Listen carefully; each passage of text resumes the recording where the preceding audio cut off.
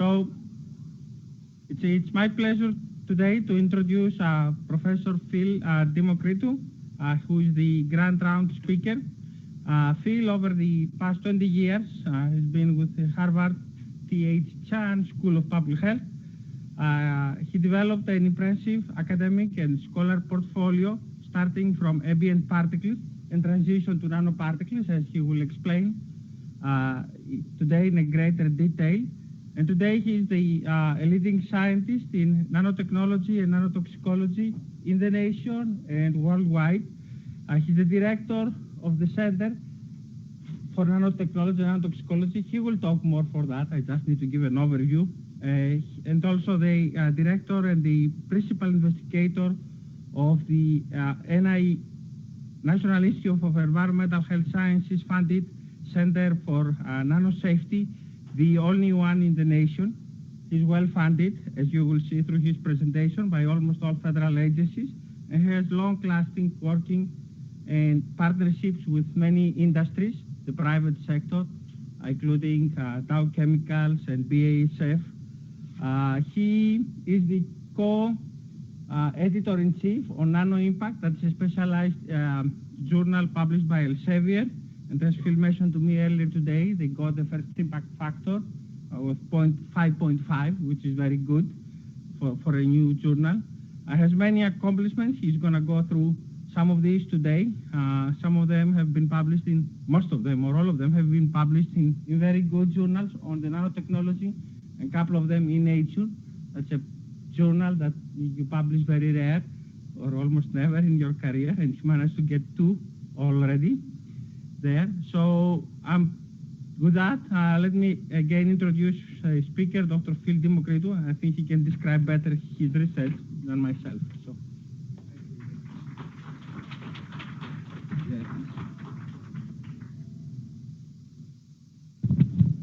Thank you, Ilya, for the kind introduction. It doesn't count because he's Greek, I'm Greek, so, you know, he had to say all the good things. But it's really a pleasure to be here. I would like to thank also Dean Al-Mohandes for the invitation and all the faculty, and I'm glad to see too many people around here. And this is the heart of New York, historic Harlem. It's my first time in that part of New York City, but it's really a pleasure to be here and interact with all of you today. So, as Elias mentioned, I'm from the School of Public Health at Harvard, and more specifically from the Department of Environmental Health Sciences. It's one of the 9 departments in the School of Public Health. It's quite big, 500 people, 50 faculty, lots of postdocs, and we cover all aspects of environmentally induced diseases. And it's really a department that focuses on 3 pillars, epidemiology and physical and engineering sciences and biology. So it's kind of interdisciplinary by nature. So I will discuss today more specifically my research centers at Harvard, which are focusing on currently on engineered nanoparticles and nanotechnology. But in the past, I was part of EPA-funded centers on ambient particles. Actually, that's where I met Elias. 20 years back, maybe a little bit more. But currently my research activities are focusing on engineered nanoparticles, which, as I will explain, are a little bit unique compared to ambient particles. And when we started this center almost 8 years ago, we said we really need to do it in a little bit different approach. Lots of people at Harvard, I'm sure here at CUNY also is the same case.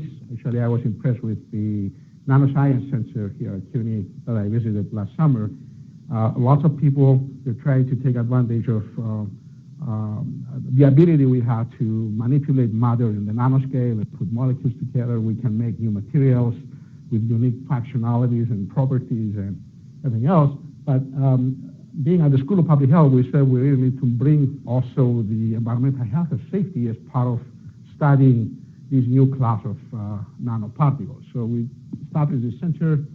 Our vision, as always, to bring this interdisciplinary approach in H&S research, bringing exposure science and nanotoxicology risk assessment, and hopefully epidemiology. We haven't done great on that part, and I will explain why, in order to make sure we're developing this new class of materials and particles in a more sustainable manner. So we cover a very broad area from fundamental research on the behavior of nanoparticles, engineered nanoparticles in biological systems and environmental systems as well.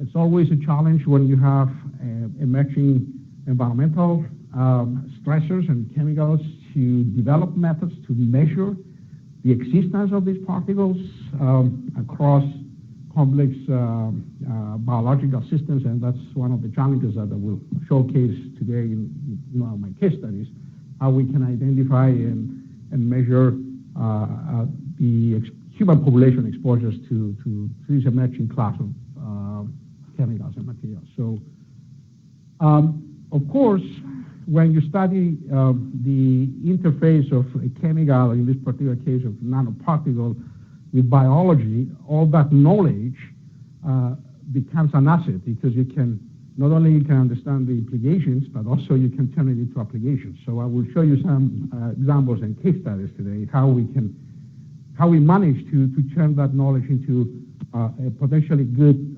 application related to public health. And that we have projects on food safety and security, air disinfection, and other things that I will present, hopefully some case studies today. And more importantly, that's my favorite line in my talks, is how we can really design new materials and chemicals in a safer manner. So at the same time, we're throwing out in the world new chemicals. In the United States alone, we introduce to the market 4,000 or 5,000 new chemicals every year. Most of them, they don't even go through basic tox assessment. And of course, all of us will become the test animals down the line, and we go and clean the mess. Can we really change that modus operandi, and we study toxicity and potential implications of chemicals, in this particular case materials, and make them safer by design, and that we can achieve the functionality, but at the same time we don't really do not harm. For those of you that you are MDs, you know that that's the fundamental principle.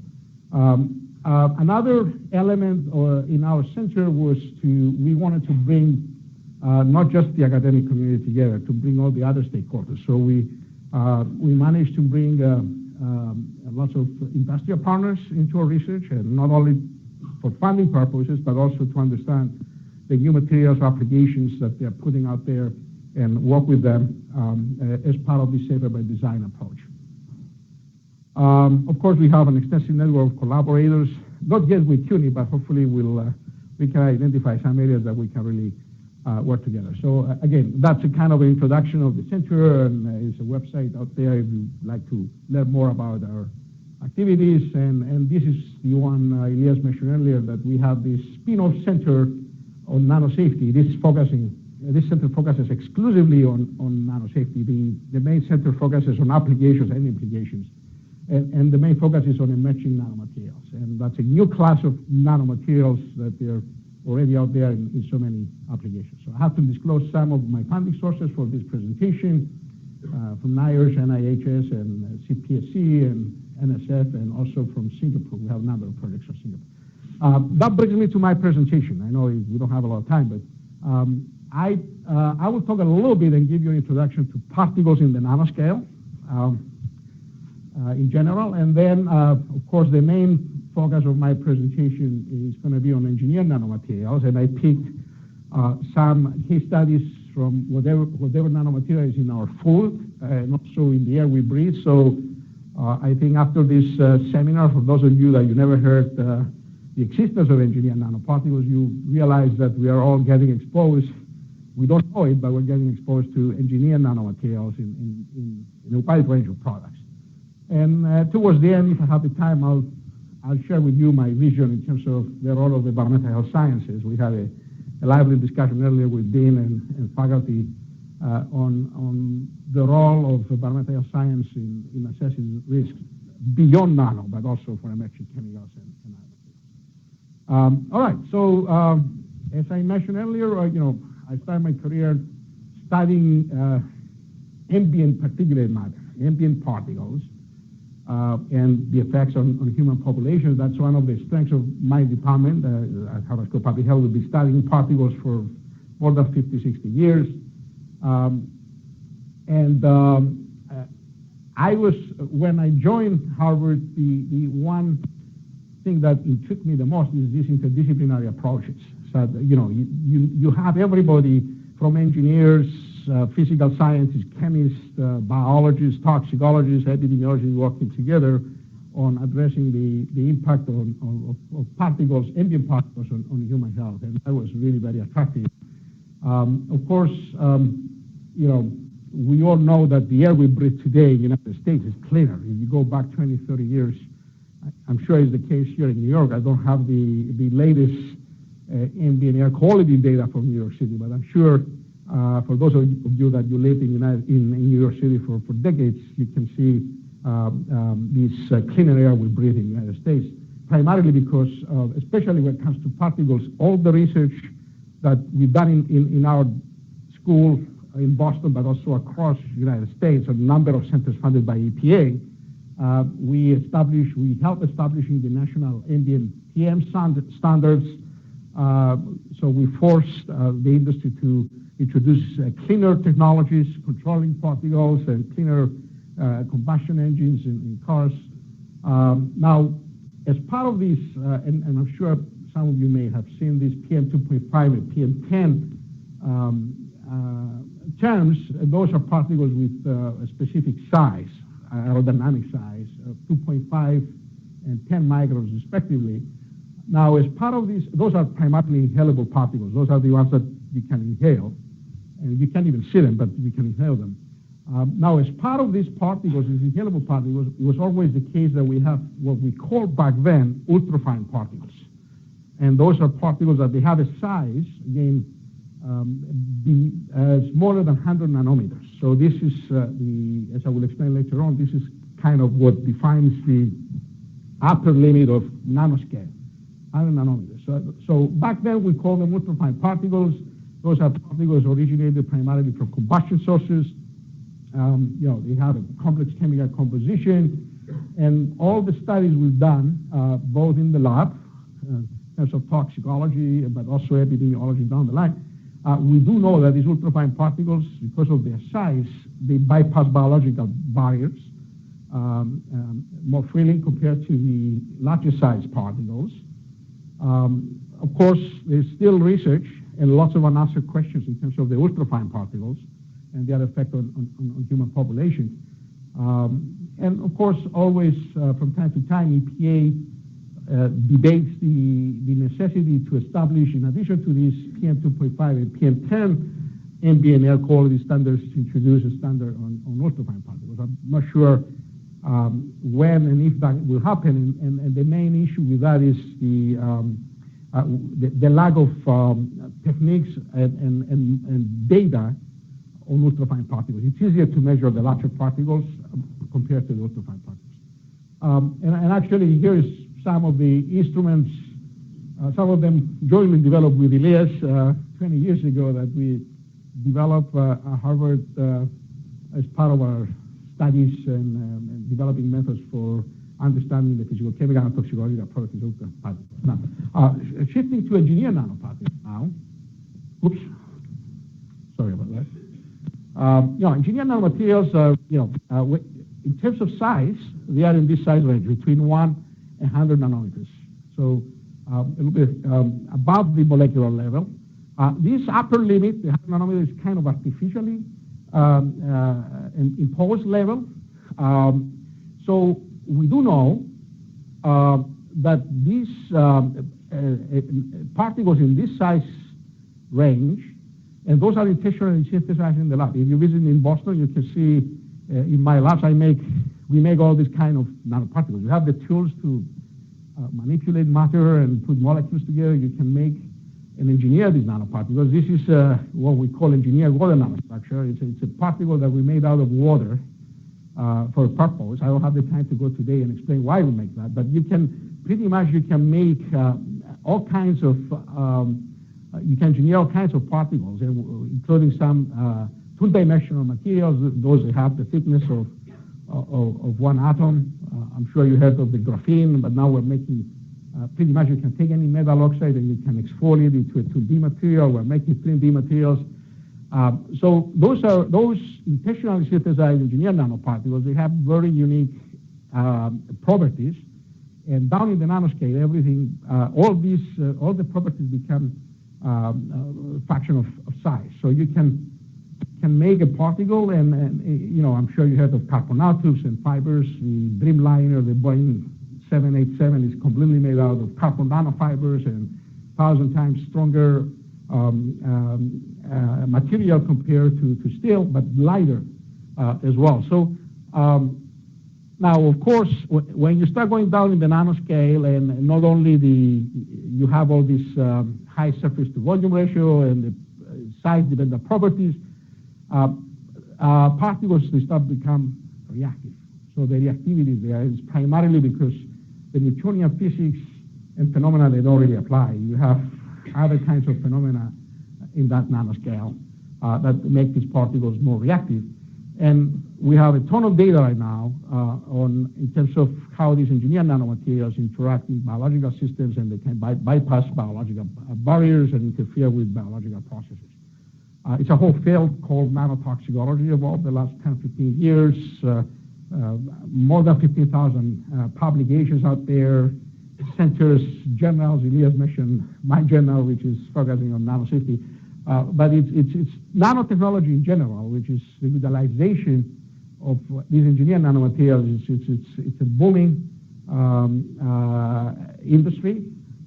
It's in the $1 trillion. Nanotechnology is an enabling technology. You can find it in every field of science, including medicine, nanomedicine, and the like, and pretty much enable us to do things better. However, as I will show you, we are all getting exposed, and human exposures are inevitable because I won't say all products, but the new motto is the nano the better in many products we're using.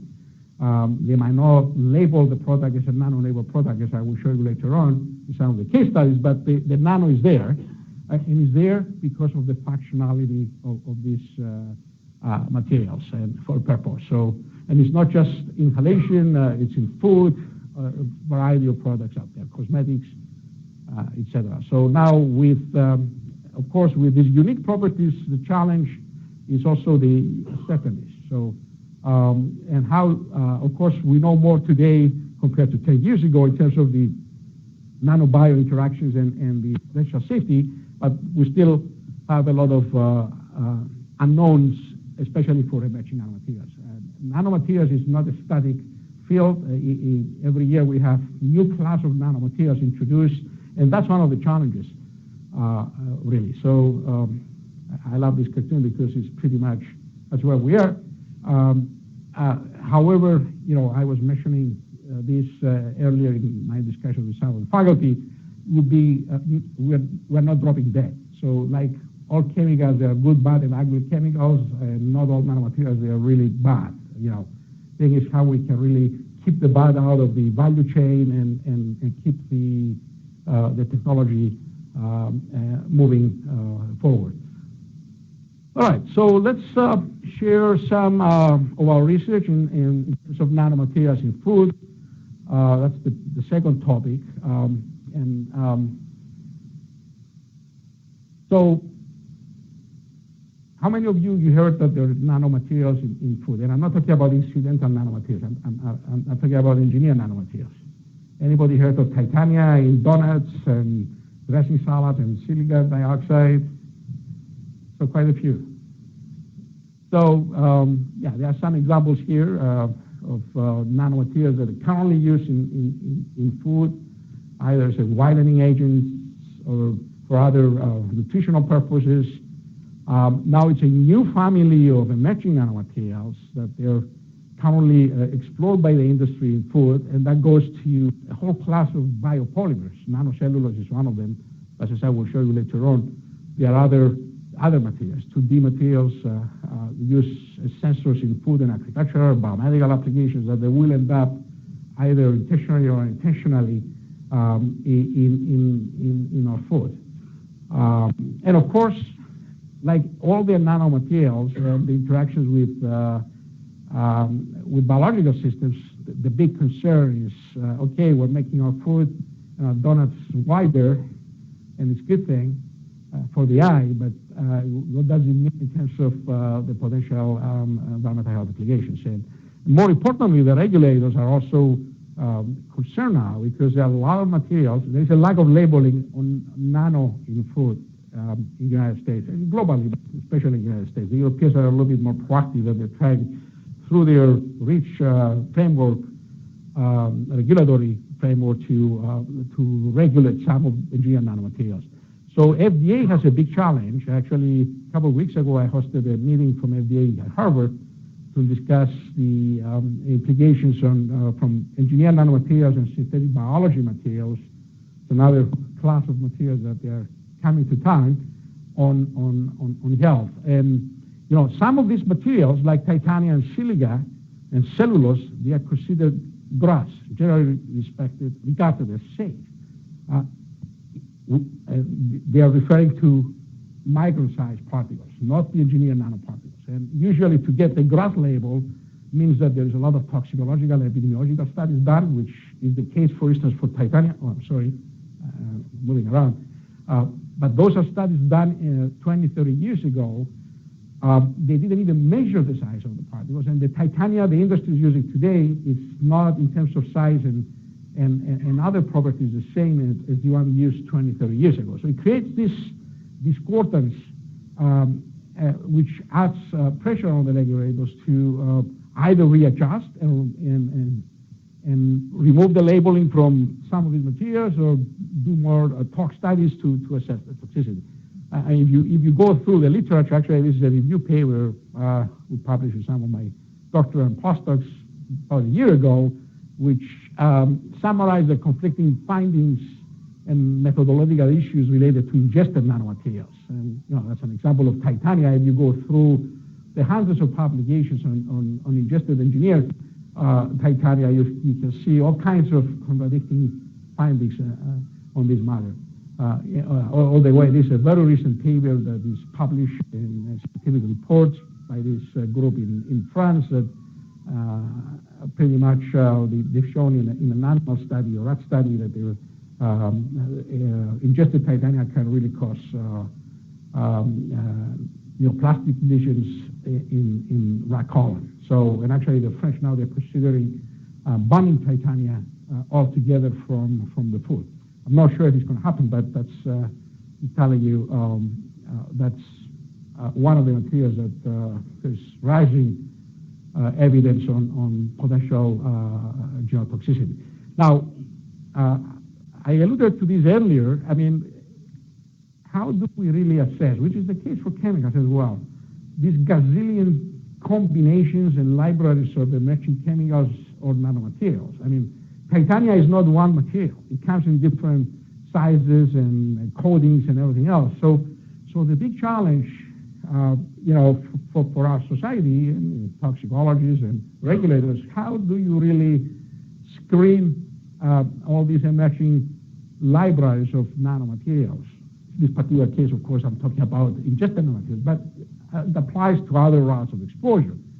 Do we send everything in vivo and do all the way to chronic studies and study the toxicological outcome of these materials?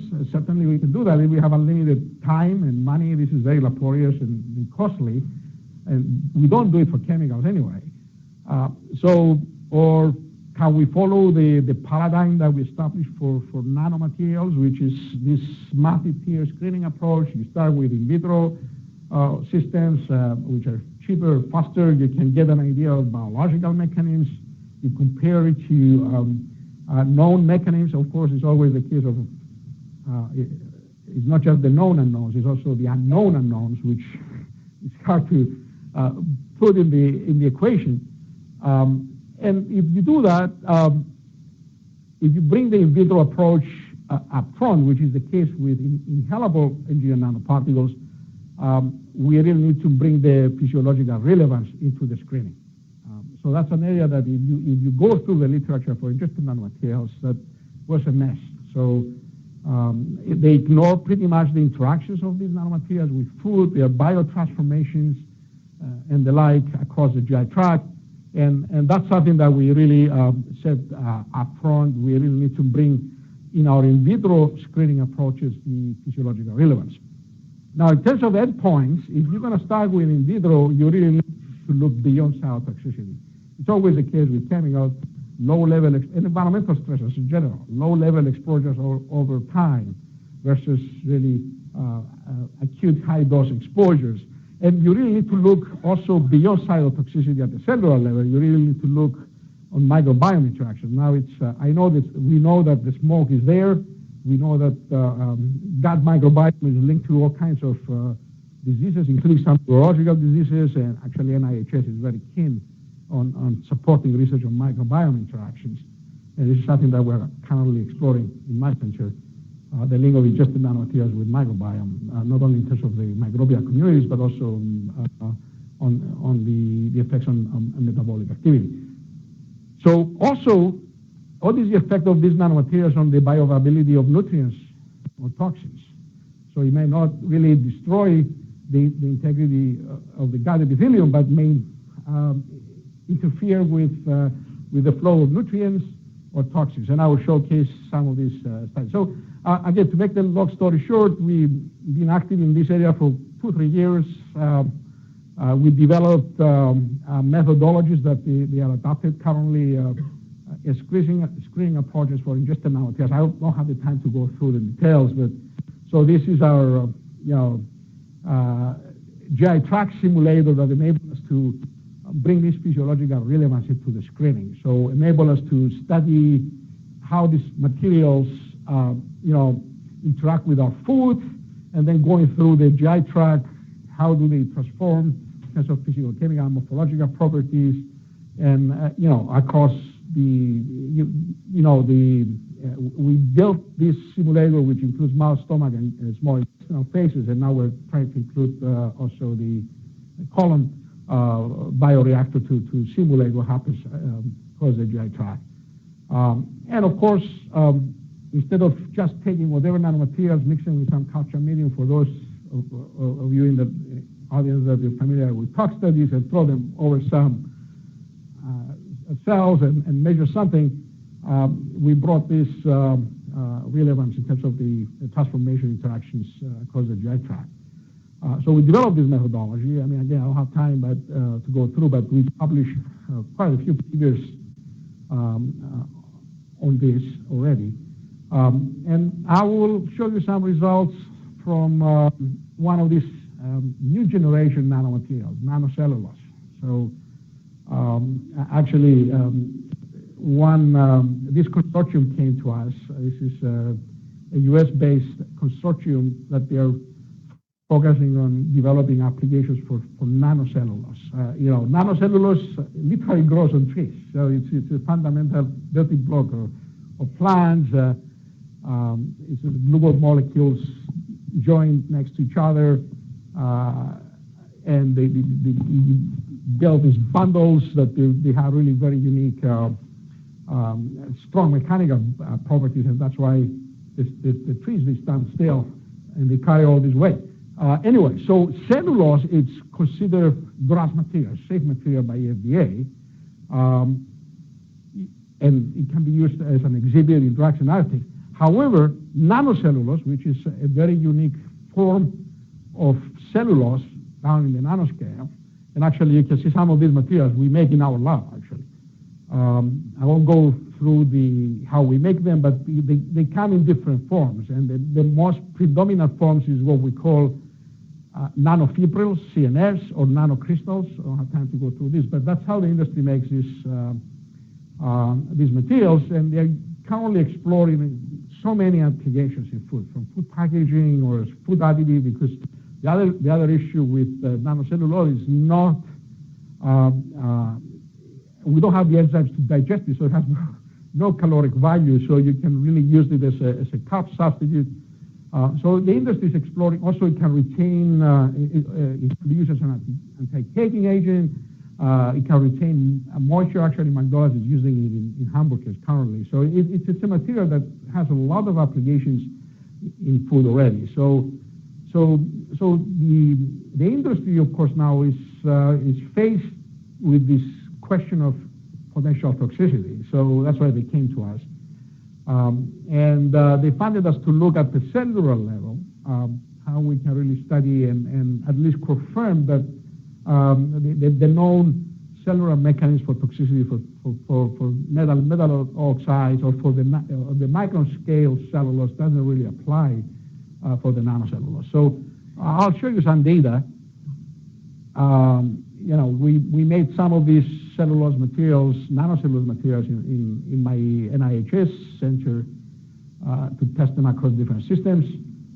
We tested follow the integrated approach I mentioned earlier. We also throw as a control the titania IU-171, which is another GRAS material by FDA, some micron-sized cellulose, and we follow this integrated methodology I showed earlier to study how cellulose is transformed across the GI tract, interacts with food, and we challenge our intestinal gut model, which is a triculture model, with the various form of nanocellulose, and looking for specific endpoints. We start with the transepithelial resistance. That's the marker of integrity of gut epithelium, and as you can see here, we did see all of these different forms of nanomaterials, including actually the titania 171. At least at the concentrations we tested it, we didn't see any effects. We also looked at cytotoxicity, and you can see across the board all the different forms of nanocellulose in different concentrations. They don't really have much of cytotoxicity, and that made us really to be happy, at least at the cellular level. These forms of cellulose, these nanoscale forms of cellulose, they don't really affect in terms of cytotoxicity and the integrity of the epithelium. We also done a rat study. I don't have the data here to show you, but we've done an acute animal study feeding the rats with nanocellulose for 28 days, and we haven't seen, at least we looked for pathophysiological endpoints. We haven't seen anything in terms of gut and other organs for these animals. Actually, we just submitted a paper on this as well. So that brings me to what I said earlier. When you start scouting the nanobio interface, looking for potential applications that you can really turn this into potential applications. So remember I said when it comes to screening, we need to look beyond cytotoxicity. We need to look for interference in the flow of nutrients. That's another important point. So one of the things that we started looking for in just the nanomaterials in general, not just for cellulose, is how nanomaterials they can interfere with the digestion and absorption of fat, right? So it's a nutrient. So just to remind all of us about the digestion of fat, fat, which is primarily triglycerides, right? In order to be absorbed in the gut, in the enterocytes, so the small intestine, we need this digestive enzyme, lipase, to hydrolyze it down to free fatty acid and monoacid glycerol, and then by diffusion it makes it into the enterocytes. It's, of course, there it recombines and reconstructs, mixed with other things, cholesterol, esters, and the like, into these chylomicrons, and from there it goes to the blood and to the peripheral tissues, and we become fat, right? So we wanted to study if the presence of ingested nanomaterials can interfere in a way with this process, right? So we'll be testing a lot of metal and metal oxide nanoparticles, and we study this in vitro in our GI tract simulator that we built in the lab. And the small intestinal phase of this simulator, gut simulator, pretty much when you digest fat and you release these free fatty acids, the pH drops. And we do know that on average in the gut, the pH is around 7, slightly alkaline. So the way we simulate that in the lab, you have you titrate sodium hydroxide through this pH stat to maintain it to whatever level. So accidentally, when we start testing cellulose as part of the other project I mentioned earlier, we've seen that we don't need so much sodium hydroxide. So actually, the postdoc who was in charge of this, Glenn Deloy, came to me and said, Phil, I thought you don't buy this cheap pH test from China because there's something wrong. We've been working with just nanomaterials. We never seen such an effect. And as soon as we started studying cellulose, we've seen 50 or 60% drop, which was, for me, was an indication that nanocellulose does something there and interferes with this process I described earlier. We didn't know exactly what, but we knew that something is happening there. Anyway, to make the long story short, we started looking into this. We started with heavy cream, as a food model, and we run this through the GI tract simulator and using different forms of nanocellulose that we're making in our Nano Safety Center. We also included some micron-sized cellulose fibers that you can buy. Even some of these dextrin and psyllium husk fibers you can buy from CVS.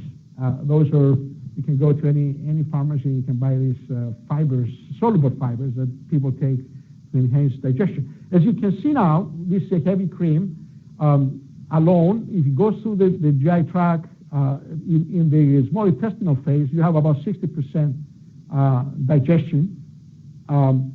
When you have the micro-sized cellulose, actually that enhances digestion. That's also something we all know, that you eat fibers that will help you to digesting.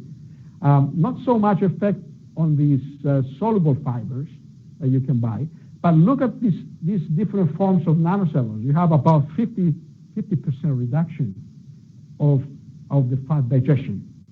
So that was kind of alarming for us. Of course, we measured directly the free fatty acids, and we confirmed the same thing. So now, in addition of this bioaccessibility, how the digestion made the free fatty acids and monoacid glycerol accessible to the gut to be absorbed, we measured the bioavailability. We use our tri-culture model, we expose it, and we measure what does it mean. This is reduction on bioaccessibility in the process in terms of the bioavailability of triglycerides. And we confirmed that is the case. Again, 50%. Then, of course, we validated this with the rat study. We had two groups of animals. One we fed with the heavy cream, and one we gavaged them, actually, the tube in their stomach, and we gavaged them with the same heavy cream plus 1% cellulose, and then we measure in their blood in 1, 2, and 4 hours postgrandial the triglyceride levels. And here's the graph that shows really well what happens 1 hour after you gavage them, after you eat the heavy cream. As expected, the group that they were fed only the heavy cream, the triglyceride level goes up by 180% compared to time zero. Of course, over time, it goes back to normal. Now, the group of animals that we fed them with the same amount of heavy cream, but we had included 1% weight over weight of cellulose, we confirm again the same thing, that we had 36-40% reduction in the fat digestion. So, and of course, then we start looking to understand a little bit mechanistically why that happens. And when we look at the stomach phase, the first thing we've seen is the presence of these nanofibers, the cellulose nanofibers. They sequester the fat globules, they bring them together, and they grow them. So, in other words, in your stomach, you have larger size fat globules. You can see 230 is in the case of heavy cream alone. If you have them at the same time with cellulose, the size is 700 nanometers. So it's almost 3 times larger size of the fat globules. And that has an implication because you have less surface per volume, and which means less available interfacial surface for the digestive enzyme to digest it. So that was one of the main mechanisms we identified. In addition to that, these nanofibers, they form these honeycomb structures that I don't know if you can see them clearly here. So in other words, you have these fat globules encapsulated in these nanofibrils, and that makes it more difficult for digestive enzymes like the lipase and also bisalts and other things that you need to reach the fat globules to keep the digestion of fat going. So this kinds of slow down mobility. We also run some molecular dynamic modeling to confirm that you do have a strong binding affinity between the triglycerides and the cellulose fibers. We confirmed that. We even seen in this molecular dynamic modeling that cellulose fibers, they can sequester bisalt. And the bisalt, you need it because it's kind of a detergent that removes the byproducts from the surface of the globus to keep the hydrolysis of triglycerides going. So these primarily are the mechanisms that they are really responsible for this effect. And actually, we published this paper in ACS Nano about a year ago. And then we got this concept I was telling you earlier, a project that started with implications. They said, well, we have something here that we can take advantage. We can really use nature-derived polymers, in this case cellulose, as I've shown you earlier. Nature usually it doesn't put something out there for animals to eat or for humans to consume that is toxic. So I show you some preliminary cellular data that these nanocellulose nanoparticles, they're not toxic. So we said, why don't we take that concept and turn it into a project that we can use nature-derived polymers to modulate the unwanted substances from the gut. It can be fat, it can be carbs, it can be even toxins.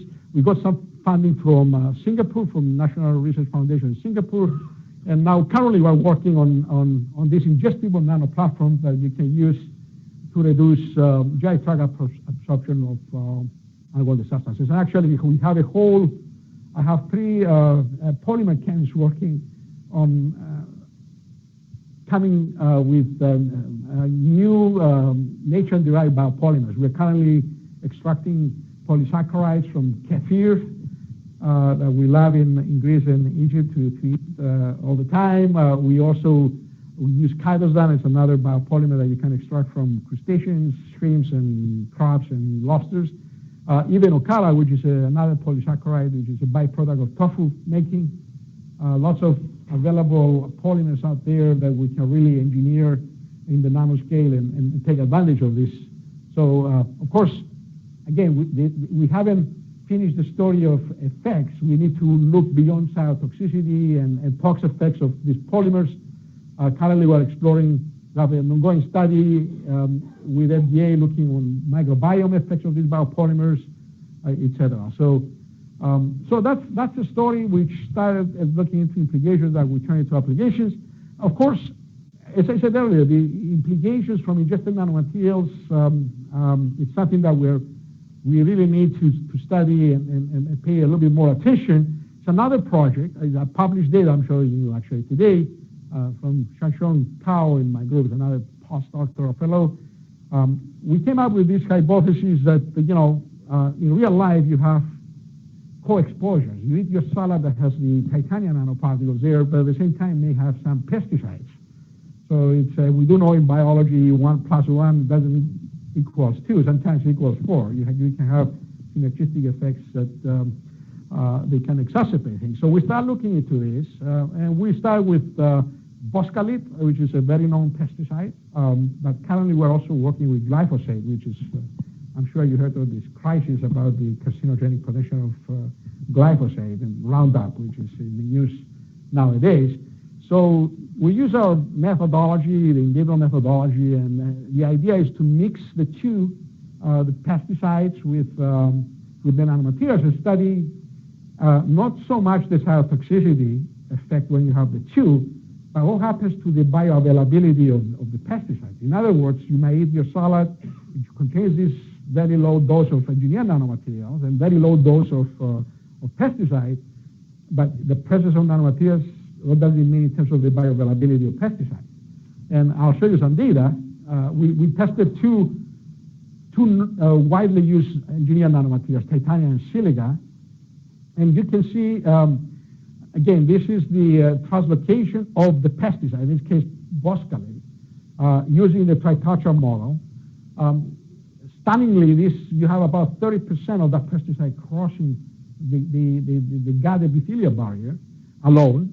However, when you have presence of nanomaterials, as expected, you have about 20 and 30% increase in the bioavailability of the pesticide. which is kind of interesting. Of course, mechanistically, we just started doing some studies on that, and we confirmed that that is due to increased cytotoxicity. So I don't have the data now to show you, but it does increase when you have the two together. Increase a little bit the cytotoxicity, but we still, because the doses we use are very low, we still at the IC20. I mean, we don't really kill the cells, and so for the gut to become leaky. So while we confirm that, now we're performing RNA sequencing. We're looking into other factors for this increased cellular permeability that we've seen there. Again, we're still working on this, and we're currently writing an R1 and the paper, of course. So anyway, just to summarize the nanomaterial in the food, again, I picked unpublished data. I wanted to show you some fresh data from our studies. I hope I convinced the message that we have a lot of emerging nanomaterials currently in food. I would really need to worry a little bit when we consume nano-enabled food products. We need to look beyond cytotoxicity, as I mentioned earlier, interference with absorption of nutrients and effects on antioxidant value of foods, etc. And also, what does it mean in terms of the gut microbiome? That's another area we're working currently. And of course, I listed another number of areas that we really need to study. I mean, we need chronic studies, in addition to these cellular studies. Also, we need to study, pre-existing diseases, and we do know that chronic inflammatory diseases are really on the rise. Many reasons. We need to study that specific population, human population. And of course, we need to worry about other things that we don't know yet about this material. So that summarized. I don't know how I do in terms of size, Leah. I have another 5-10 minutes. 15 minutes. Okay. All right. So then I'll show you 15 minutes. Okay. I pick another case study to talk a little bit about inhalable engineered nanomaterials. We do know that, and I will make the case here using this case study I selected, that we do know that nanomaterials made it already in so many products that we're using. So the big concern is what happens when these nanomaterials, they are in products, can they be released from these nano-enabled products in an inhalable manner? And now the question, of course, when these are released, as I will show you from a nano-enabled product, they may not be released in the same pristine form. They might go through the transformations. I already explained to you about the biotransformations in biological systems, but there are also transformations in the value chain when these pristine nanomaterials, they go through the process. And what are these physicochemical, morphological properties of these release particles? And how do we characterize toxicologically and assess risks across the life cycle of nano-enabled products? And this is what we term. Actually, we were one of the very few groups that we brought this issue there, because nanotoxicology involved focusing primarily on pristine materials rather than taking into consideration these transformations in the value chain of these materials. So this is what we term life cycle specific risk assessment. Again, I don't have time to go through this, but understanding the release dynamics from families of products, of nano-enabled products across their life cycle is not trivial. So you need solid exposure science to understand this. So it's something that we were really very active developing.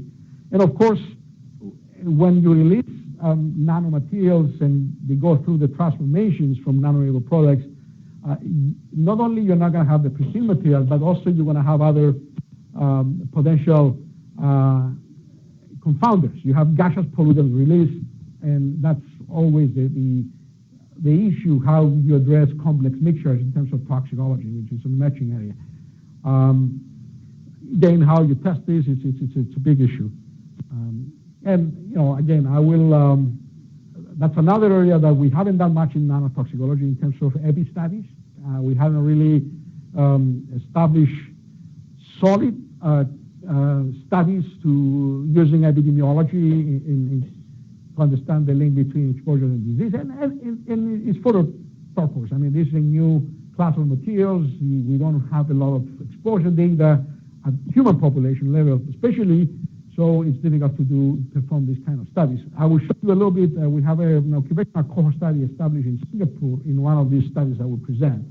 So hopefully I will have, again, we developed methodologies how to do these studies, these life cycle perspective studies. I don't have the time to go through. I will go straight to a case study, which I will prove to you that most of us were getting exposed to engineered nanoparticles by inhalation, not only the workers that they're making these materials. And how many of you are using a laser printer in your offices? Quite a few, right? Yeah. Okay, well, probably you don't know that you're getting exposed to engineered nanoparticles. Anyway, so a toner, I'm not talking about inkjet printing technology, I'm talking about laser printers or photocopiers. Those are using these powdery forms of toners. Toner powders are, the particles there, they're big, around 20 microns, you can see them here. Now the industry, I don't have the time to go through this, about 10 years ago switched the toner formulation to a nano product for a reason, of course. Things don't happen unintentionally. I don't have the time to go through this, maybe during the break. 10 minutes, Elias, it reminds me. But anyway, so you can see all these nanoscale additives that they added there on the toners.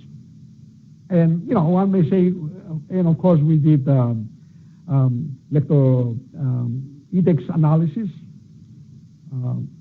to understand a little bit the nature of these nano additives on the toner particles. And we've seen that they're using a lot of nanometals, like titanium and the like, primarily because of the charge. They wanted to have these toner particles charged. If you remember 20 years ago or 15 years ago, every time you use your photocopier, you could smell ozone, right? And that was a big problem because they used this ionization, this corona to charge the toner particles, but they wanted to get away from that. The industry came up, and nanoparticles, especially metallic nanoparticles, they are charged in nature. So they say, well, we don't have to charge them. Why don't we put these nano additives there so the toner particles are charged? So they solved the ozone problem, but they cleared another for them because, as I will show you, and those are particles collected in a photocopy center. When you start printing all these nano additives, they become airborne. We confirmed this, and then we got actually we've developed a platform that enables us to study the emissions from printers and in a very controlled way, and we can collect the particles, size fractionate them, characterize them, and we can extract them. We can do cellular studies, we can do animal studies, and actually we got funding from NIOSH and the Consumer Product Safety Commission on this to study the toxicological implications from these inhaled engineered nanoparticles. I don't have time to go through the chemistry, but just to mention a few important findings here.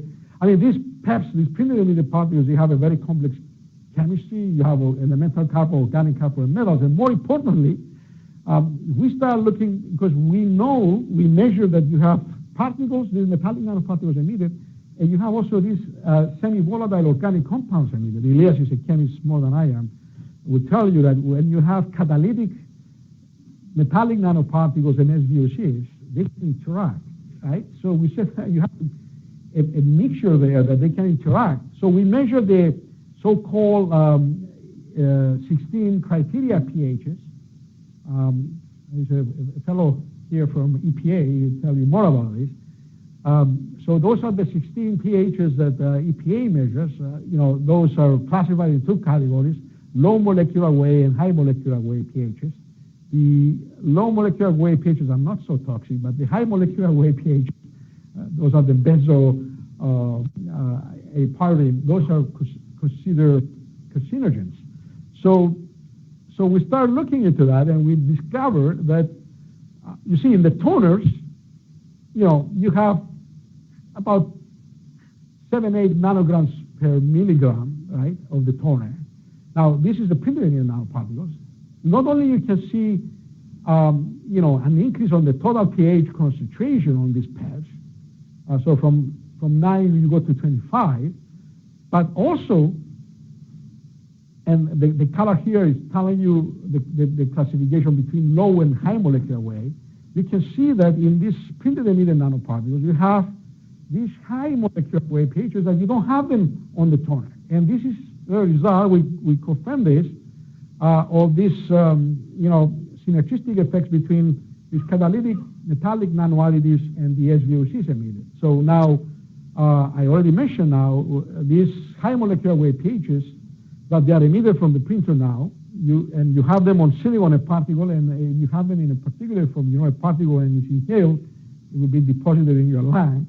It carries all these carcinogens. So this is an example that you have a nano-enabled product that was switched to a nano-enabled mode for a reason, to eliminate the ozone generation of this printing equipment. So they solve that problem, of course. Now you have it loaded with carcinogenic compounds, and then we through this project funded by NIOSH and CPSC, we launch a big study all the way from cellular level to animals, different endpoints to understand a little bit the potential toxicity of these nanoparticles. And I don't have time to go through the details and present the toxicological evidence, but pretty much we make the case that these printed emitted nanoparticles, they have serious effects, on they're very bioactive, and actually we have a paper in preparation now that we confirm for the first time that we in animal studies that we have cardiovascular effects for this, and that has tremendous implications for occupational exposures. I mean, in the United States alone, there are 250,000 workers in FedEx Kinko's facilities.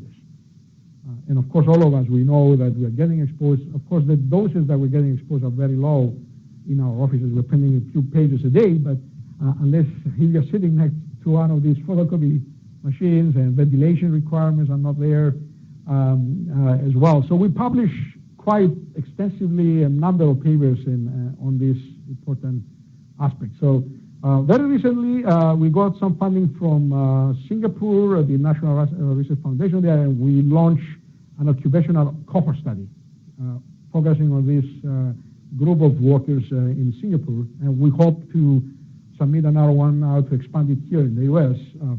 As well. So as part of the study, we're looking also to develop biomarkers of exposure and that we can use for as an early disease signatures. And we take these all the way to a complete genomic profiling for these workers. Again, that brings me to the last slide. I mentioned earlier that very interesting times for environmental health science, which extends beyond what I showed you today on nano. We have a huge array of emerging advanced materials beyond nano, and we are going to be exposed to a variety of products.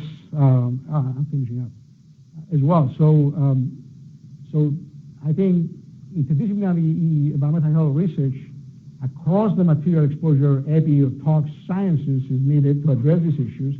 And not only that, we hope that we will bring this paradigm that we use for nanomaterials for chemicals as well, to study at the same time we're developing new chemicals, new materials, the potential implications. We can't really afford to, the current modus operandi, put everything out there and go and clean the mess 20 years later.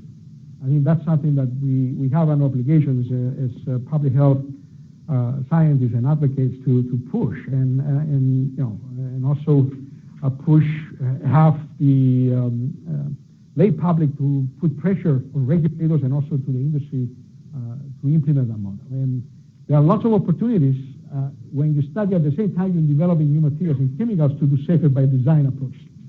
We have time to show you some very interesting case studies we've done in collaboration with the industry that we managed to synthesize in a more friendly and sustainable manner classes of nanomaterials that they can be used by reducing significantly the toxicological footprint. But that's an area that if you go to our website, you can get some idea of projects, successful stories and projects that we've done. Epi studies, that's, as I said earlier, we really need to establish epi studies for emerging materials. It's not easy, especially when we don't have the exposures, and sometimes we don't even have we have to develop the methods to measure these materials and as they biotransform across complex biological media. So there are challenges, but also great opportunities ahead. So I have to acknowledge a lot of my students and colleagues at Harvard, and I will conclude this is from my summer outing on Charles River last summer. That's my group. And with that, I will thank you all, and I'm open to questions.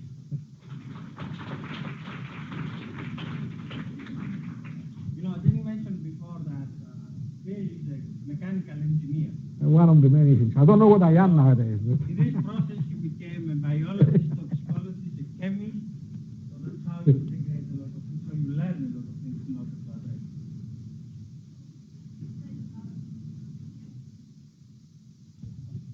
I got one. So I was wondering, when you looked at the absorption of triglycerides, have you used labeling of any of the carbon to see, because it will go through the lipidation cascade to diacylglycerol, monosylglycerol, and then the glycerol and free fatty acid. So did you find a combination of which is the most predominant, and how is that affecting the hydrolysis and reesterification, and also other lipases other than the pancreatic lipase? That's a very good question. I mean, we haven't done everything, but we do know that there is a preferential in terms of free fatty acids. So it's not all oils out there. They can be digested and controlled the same way. So I think that answers that question. But saturated fats, actually, that's the ones that we can really block and engineer the interfacial processes that got using these biopolymers. So the second question was if we look at other digestive enzymes. No, we focus again. This is what we've done in vitro, at least, as you say, as you could see there. We focus on pancreatic lipase. Of course, this is a simulator. I didn't mention the details, but pretty much it includes mouth, stomach, and what happens in the intestines. So you have all kinds of enzymes and other digestive enzymes in the process. Having said that, that means that there are other indirectly digestive enzymes there. We didn't measure them. We focus more on what I have shown there. But that's not the end of the story. Definitely, we're really still working on mechanistic aspects and understanding a little bit better what's happening there.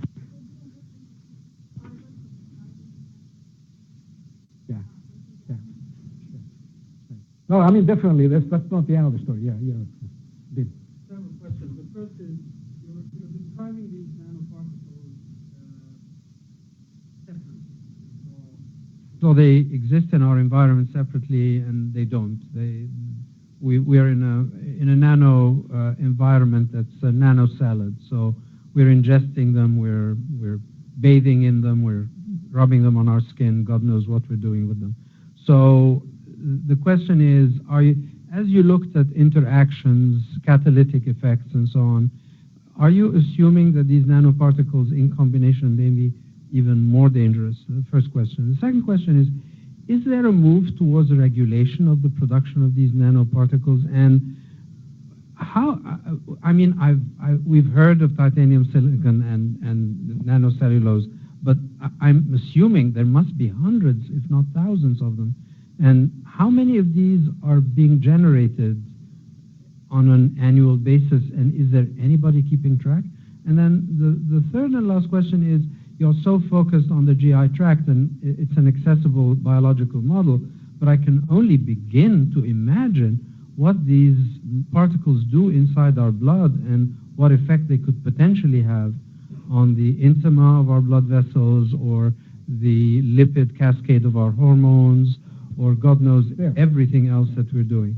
And then very, very finally, from the absorptive point of view, have you considered the effect of titanium, for example, on the absorption of vitamin K and vitamin E, both of which, and vitamin A, all of which are fat-soluble vitamins? Very good questions, all of them. I don't know if I can answer all of them at once, but I'll try. So starting with the first question, synergistic effects. I think I gave you a glimpse of what happens when you start taking into consideration synergistic effects, starting from the particles themselves. When you have particles released and also SVOCs, semi-volatile organic compounds, and you put them together, you get these carcinogens form of the particles that end up in your lungs. So in terms of combining other nanoparticles together, again, that's an emerging field in the field of nanotoxicology. Nanotoxicology, which is, as I said, we have probably 15 to 20,000 publications, to give you an idea, over the last 15 years, focus primarily on pristine materials and interactions at cellular level across different systems, right? And some in vivo studies, very limited. So we didn't cover all these questions. I didn't have the time to go through and show other implications and effects, but there are tons of publications, documenting that we have reasons to worry about potential effects of nanoparticles. Of course, there are good and bad and ugly chemicals. There will be good and bad and ugly nanomaterials. We're not dropping dead. So the challenge here is how can you keep the bad guys out of the value chain? I can give you an example that we managed to do through nanotoxicology. Carbon nanotubes, for instance, didn't have the time to present that today because I wanted to focus more on specific case studies rather than giving you an academic lecture on everything we know about nanotoxicology. Carbon nanotubes, we documented that when inhaled, they behave like asbestos. They look like asbestos, and also they behave toxicologically like asbestos, and there is an higher classification of potential carcinogens inhaled, and that industry actually now is heavily regulated, and in a good and bad way, because carbon nanotubes, if you embed them in a matrix, for instance, it can be a good thing. You can put it in a plane. They're not going to be released. That comes to the question of release dynamics, but it will make the Dreamliner, the 787, lighter and more efficient in terms of fuels.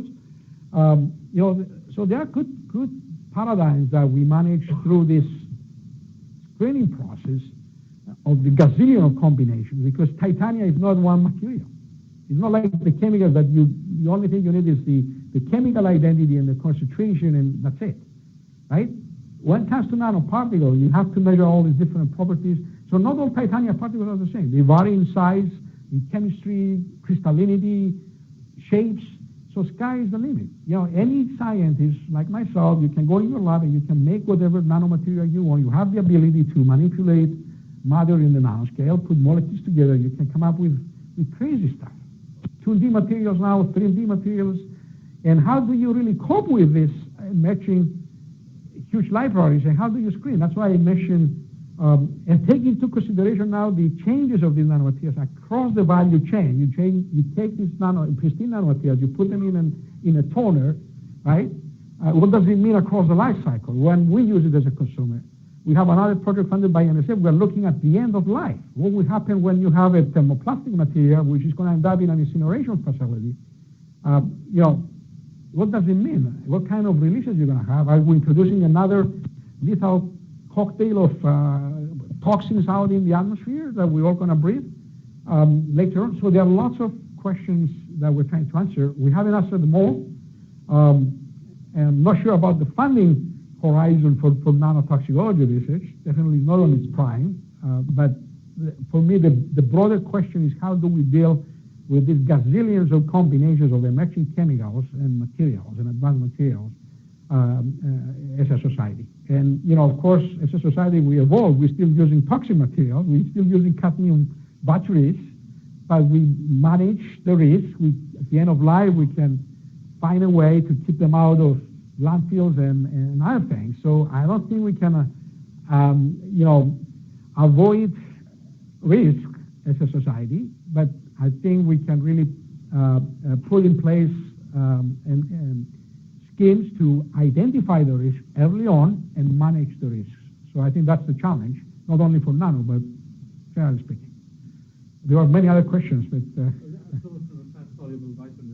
okay, yeah. Actually, we're finishing up a study for nanocellulose that we're looking into the interference with vitamins. and other essential nutrients, zinc and iron. We haven't seen anything for, again, we're talking about nanocellulose now. Might not be the case for other nanomaterials, but as I mentioned, you need to look beyond cytotoxicity. You really need to look to the interference of all these other things. Even by controlling the digestion of fat, what happens to these lipophilic, substances that we need? Of course, we're not suggesting that every morning when we wake up we scoop 2 spoons of nanocellulose and eat it, but I wouldn't mind if I take my nanocellulose pill before I go and eat my kebabs, my steak, right? Thank you. I don't think I need this.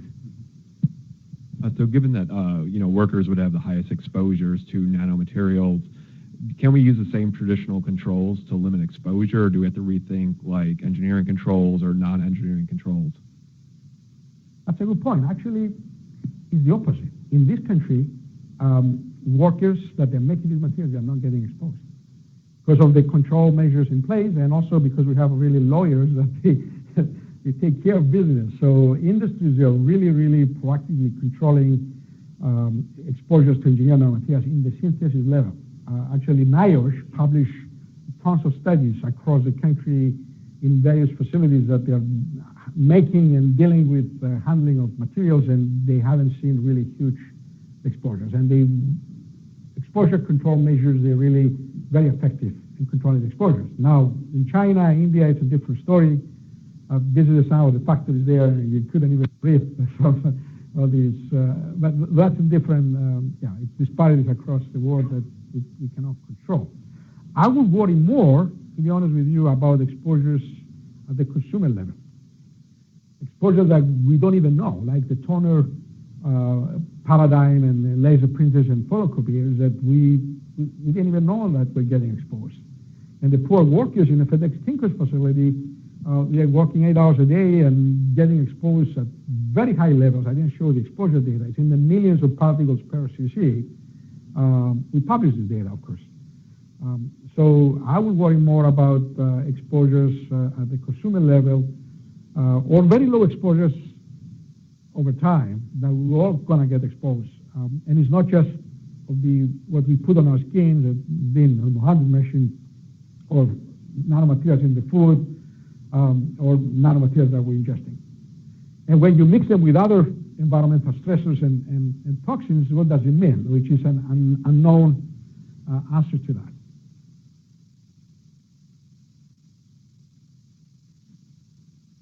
More questions? So do we need to rethink the GRAS designations for things like titanium oxides and silica oxides, given what you showed regarding their ability to increase the absorption of pesticides? Yeah, that's a very good point. I mentioned it earlier. It created this emerging literature on GRAS titania, which, by the way, is not all of it nanoscale titania. It's about 40 to 50%. By number is in the nanoscale. The GRAS status was granted based on a body of historical data, and those are POX data as well as EBI data. But those are studies done 20, 30 years ago, and the titania that was used in these animal studies is not even close to what we're using today. They don't even have the data because they didn't even bother to characterize titania in terms of nanoscale properties 20, 30 years ago. So, as I mentioned earlier, FDA is currently considering reclassification of ingested nanomaterials. The Europeans are proactively more in control in terms of banning some of these materials. I mentioned the French that they are considering currently to ban titania E171 from food. I mean, it's a debate as a society that we have to discuss at some point. Do we really need our donuts to be that bright? If I have a choice, I would say no. I don't care. I might try to keep titania out of or don't eat donuts at all. I mean, but that's the thing. So it's a food additive that is there, but we don't have any regulatory framework in this country for nanomaterials. I mean, the U.S. Followed a less proactive approach compared to Europe. We said, the regulatory framework we have for chemicals applies for nanomaterials. And I can argue, which I did, especially in discussions with EPA, that nanomaterials are unique and you cannot really, in so many different ways, and you cannot really apply the exact framework. We can adopt it. And we know in this country that when it comes to consumer products, anything beyond a drug or food, in terms of chemicals, I mean, even the new TSCA, it doesn't really put any pressure on industries to bring any toxicological screening into the picture.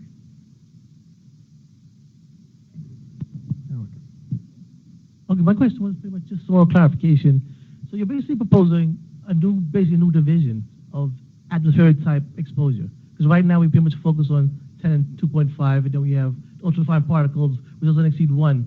But the nano now becomes smaller, so you're proposing a whole new category that we should focus in on from, say, environmental exposure levels?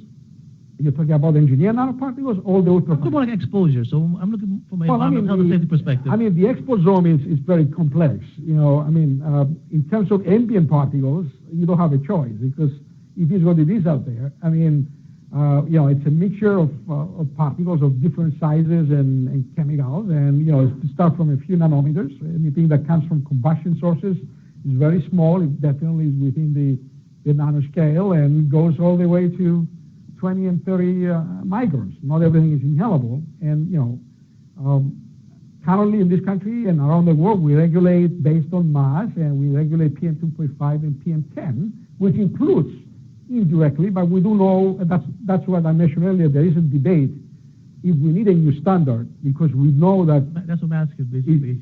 Well, I believe we do. The problem is, in order to do so, we really need to have the exposure data on ultrafine particles, which we don't have.